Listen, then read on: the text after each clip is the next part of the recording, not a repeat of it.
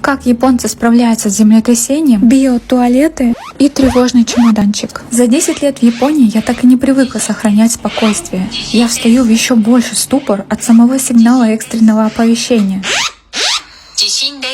Но тут главное без паники. Наготове у меня есть аварийный чемоданчик, и я по привычке в любом состоянии следую 3 базовым инструкциям. Первым делом открываю двери, чтобы они не застряли, если дом перекосит. Выключаю газ на плите, беру тапочки, аварийный рюкзак и прячусь под стол. Любая обувь или тапочки оберегут вас от стеклянных осколков. Пока мы будем выбегать из дома, может случиться что угодно, поэтому в Японии считается самым безопасным местом это стол. На экстренный случай у нас в доме есть спасательный канат.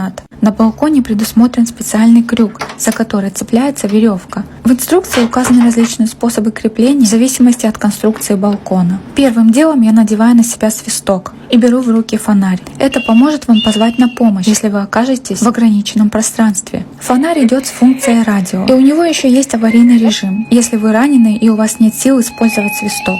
В японском чемоданчике все упаковано по разделам, чтобы в суматохе не сбиться с толку. Для первой помощи есть сжатое полотенце, пластыри, влажные салфетки. А в пакете для гигиены, кроме сухого шампуня, предусмотрены биотуалеты.